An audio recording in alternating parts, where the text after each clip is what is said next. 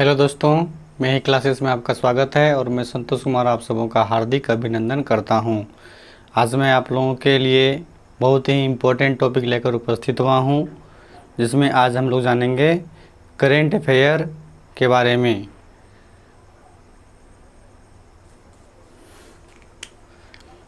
Statue of equality, statue of equality जो कि हैदराबाद में बनाया गया है, यह रामानुजाचार्य की 1000वीं जयंती के शुभ अवसर पर बनाया गया है। इसकी ऊंचाई 216 फुट है। स्टैच्यू ऑफ इक्वालिटी जो कि हैदराबाद में बनाया गया है, रामानुजाचार्य की 1000वीं जयंती के शुभ अवसर पर बनाया गया है। इसकी ऊंचाई 216 फीट है। रामानुजाचार्य एक महान संत और समाज सुधारक रहे हैं। तो स्टैच्यू ऑफ इक्वलिटी कहाँ बनाया गया है? हैदराबाद में बनाया गया है, जो रामानुजाचार्य की 1000वीं जयंती के उपलक्ष्य में मनाया गया है। इसके बाद मिशन अमानत। मिशन अमानत पश्चिमी रेलवे और आरपीएफ, पश्चिमी रेलवे और आरपीएफ यानी रेलवे प्रोटेक्शन फोर्स दोनों मिलकर शुरू किया है मिशन अमानत। इसके अंतर्गत जब यात्रियों के सामान ट्रेन में छूट जाते हैं तो रेलवे, पश्चिमी रेलवे जो है उसका फ़ोटो खींचकर वेबसाइट पर डाल देते हैं, जिससे कि यात्री को सामान पुनः मिल जाए, प्राप्त हो जाए। तो याद रखना है दोस्तों, मिशन अमानत जो कि पश्चिमी रेलवे और आरपीएफ दोनों मिलके यह योजना को लागू किया है। इसके बाद प्रधानमंत्री सुरक्षा चूक हेतु समिति।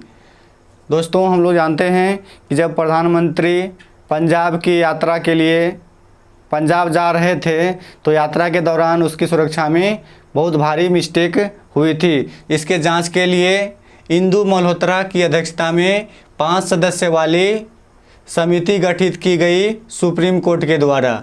इंदु मल्होत्रा की अध्यक्षता में 5 सदस्य वाली समिति गठित की गई, किसके द्वारा? सुप्रीम कोर्ट के द्वारा। इसके बाद 3 सदस्य वाली समिति सुधीर कुमार सक्सेना समिति गठित की गई गृह मंत्रालय के द्वारा। तो याद रखना है दोस्तों, प्रधानमंत्री की चूक की जांच के लिए इंदु मल्होत्रा की अध्यक्षता में 5 सदस्य वाली समिति गठित की गई सुप्रीम कोर्ट के द्वारा, और 3 सदस्य वाली समिति सुधीर कुमार सक्सेना समिति गृह मंत्रालय द्वारा गठित की गई। इसके बाद golden globe award, golden globe award 2022 जो कि 79 क्रम का है। गोल्डन ग्लोब अवार्ड जो कि 79 क्रम का है, यह फिल्म के क्षेत्र में प्रदान किया जाता है। अब की बार film the power of the dog को गोल्डन ग्लोब अवार्ड से सम्मानित किया गया है। The power of the dog को गोल्डन अवार्ड पुरस्कार से नवाजा गया है। इसके निर्देशक जैन कैपियन हैं। जैन कैपियन को भी गोल्डन ग्लोब अवार्ड से सम्मानित किया गया है। सर्वश्रेष्ठ अभिनेता विल स्मिथ को भी गोल्डन ग्लोब अवार्ड से सम्मानित किया गया है। बिल स्मिथ, इसके फिल्म हैं किंग रिचर्ड। किंग रिचर्ड के लिए इसे सर्वश्रेष्ठ अभिनेता का गोल्डन ग्लोब अवार्ड दिया गया है। इसके बाद सर्वश्रेष्ठ अभिनेत्री किडमैन, सर्वश्रेष्ठ अभिनेत्री किडमैन को भी फिल्म बीइंग द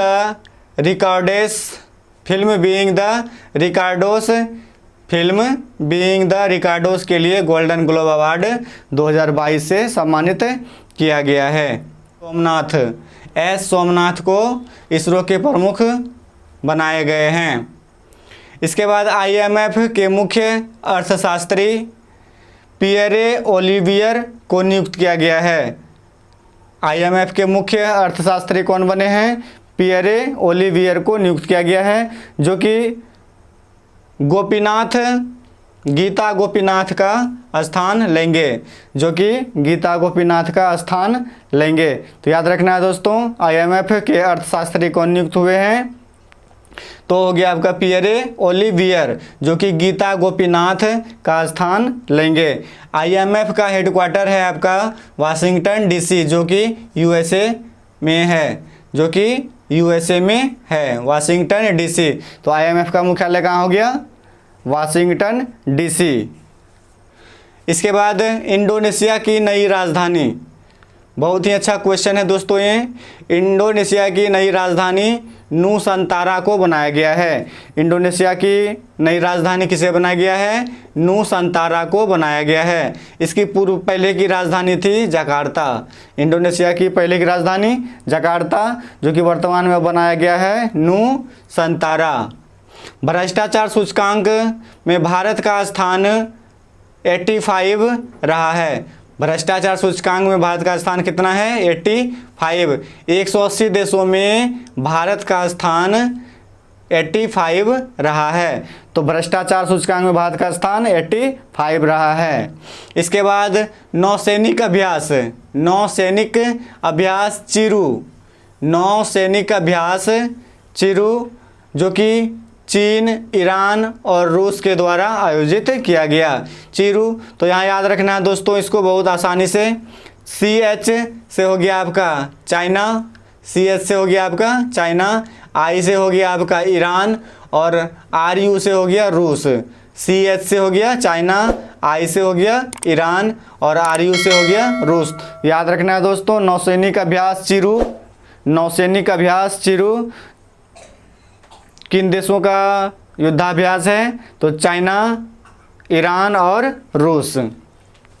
इसके बाद होंडुरस, होंडुरस जो अमेरिका का एक कंट्री है, होंडुरस की पहली महिला राष्ट्रपति सियोमारा कास्ट्रो को बनाया गया है। होंडुरस की पहली महिला राष्ट्रपति सियोमारा कास्ट्रो को बनाया गया है और होंडुरस की राजधानी है टेगुसिगल्पा, टेगुसिगल्पा। तो होंडुरस की पहली महिला राष्ट्रपति कौन बनी है? सियोमारा कास्ट्रो, सियोमारा कास्ट्रो। इसकी राजधानी क्या हो गया? टेगुसिगल्पा, टेगुसिगल्पा। ओडिशा का गंजम जिला, ओडिशा का गंजम जिला बाल विवाह मुक्त घोषित कर दिया गया है। ओडिशा का एकमात्र जिला है ये गंजम जिला, जो कि बाल विवाह को मुक्त घोषित कर दिया गया है, बाल विवाह मुक्त घोषित कर दिया गया है। तो याद रखना है दोस्तों, जंगम जिला जो है ये उड़ीसा का, इसे बाल विवाह मुक्त घोषित कर दिया गया है। इसके बाद मेकेदातु परियोजना, मेकेदातु परियोजना को लेकर कर्नाटक और तमिलनाडु के बीच जल विवाद चल रहा है। मेकेदातु परियोजना के कारण तमिलनाडु और कर्नाटक के बीच जल विवाद चल रहा है, जिसका मुकदमा सुप्रीम कोर्ट में चल रहा है। इसके बाद भारत का पहला पेपरलेस हाईकोर्ट केरल बना है। भारत का पहला पेपरलेस हाईकोर्ट कौन बना है? केरल। भारत का पहला पेपरलेस हाईकोर्ट कौन बना है? केरल।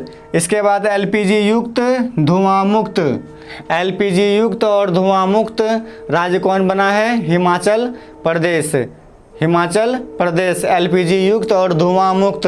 कहने का अर्थ यह हुआ दोस्तों कि LPG यानी 100% LPG कनेक्शन वाला राज्य कौन हो गया आपका? हिमाचल प्रदेश। 100% LPG कनेक्शन वाला राज्य हो गया आपका हिमाचल प्रदेश। इसके बाद रेलवे बोर्ड के अध्यक्ष और CEO VK त्रिपाठी को बनाया गया है। रेलवे बोर्ड के अध्यक्ष CEO किसे बनाया गया है? VK त्रिपाठी। रेलवे बोर्ड के अध्यक्ष कौन है? VK त्रिपाठी।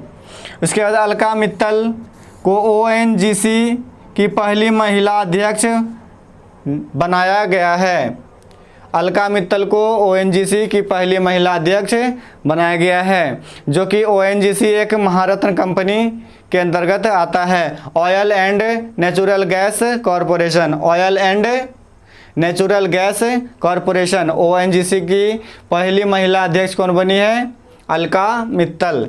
इसके बाद इफ़को, इफ़को के नए चेयरमैन दिलीप संधानी को बनाया गया है, दिलीप संधानी को बनाया गया है। इफ़को के नए चेयरमैन किसे बनाया गया है? दिलीप संधानी को बनाया गया है। इफ़को से हो गया आपका Indian farmer fertiliser corporation, Indian farmer fertiliser corporation. IFFCO के नए चेयरमैन किसे बनाया गया है? दिलीप संधानी को बनाया गया है और इसका हेडक्वार्टर है नई दिल्ली और इसका गठन हुआ था 1967 ईस्वी में। 1967 ईस्वी में इफ़को का गठन कब हुआ था? 1967 में। इसके बाद भारत सरकार का मुख्य आर्थिक सलाहकार बनाया गया है वी अनंत नागेश्वरन को। भारत सरकार का मुख्य आर्थिक सलाहकार किसे बनाया गया है? वी अनंत नागेश्वरन। वी अनंत नागेश्वरन को भारत सरकार का मुख्य आर्थिक सलाहकार बनाया गया है। इसके बाद वीर बाल दिवस, वीर बाल दिवस 26 दिसंबर को मनाया जाएगा। प्रत्येक 26 दिसंबर को वीर बाल दिवस मनाया जाएगा। यह घोषणा मोदी जी ने किया है। गुरु गोविंद जी के शहजादों के बलिदान की याद में इसे मनाया जाएगा। तो वीर बाल दिवस कब मनाया जाएगा? प्रत्येक 26 दिसंबर को वीर बाल दिवस मनाया जाएगा। इसके बाद राष्ट्रीय स्टार्टअप दिवस 16 जनवरी को मनाया जाएगा। राष्ट्रीय स्टार्टअप दिवस कब मनाया जाएगा? 16 जनवरी को मनाया जाएगा। पराक्रम दिवस 23 जनवरी को मनाया जाता है। पराक्रम दिवस कब मनाया जाता है? 23 जनवरी को मनाया जाता है, जो कि सुभाष चंद्र बोस की जयंती के उपलक्ष्य में मनाया जाता है। सुभाष चंद्र बोस की जयंती के उपलक्ष्य में मनाया जाता है। अब की बार 125वीं जयंती मनाई गई। सुभाष चंद्र बोस की अब की बार 125वीं जयंती मनाई गई। तो पराक्रम दिवस किसके जन्म दिवस के उपलक्ष्य में मनाया जाता है? तो सुभाष चंद्र बोस। इसके बाद आईसीसी अंडर 19 विश्व कप के विजेता भारत हुए हैं। आईसीसी अंडर 19 विश्व कप के विजेता कौन बने हैं? भारत बने हैं। इसके बाद अंडर 19 एशिया कप के विजेता भी भारत बने हैं। अंडर 19 एशिया कप के विजेता, अंडर 19 एशिया कप के विजेता कौन बने हैं? भारत, जो कि 8वीं बार विजेता बने हैं। इसके बाद उप विजेता इसका श्रीलंका बना है। अंडर 19 एशिया कप के उप विजेता कौन बना है? श्रीलंका। कौन बना है? श्रीलंका। अंडर 19 एशिया विश्व कप के विजेता कौन बने हैं? विजेता हो गए भारत और उप विजेता श्रीलंका।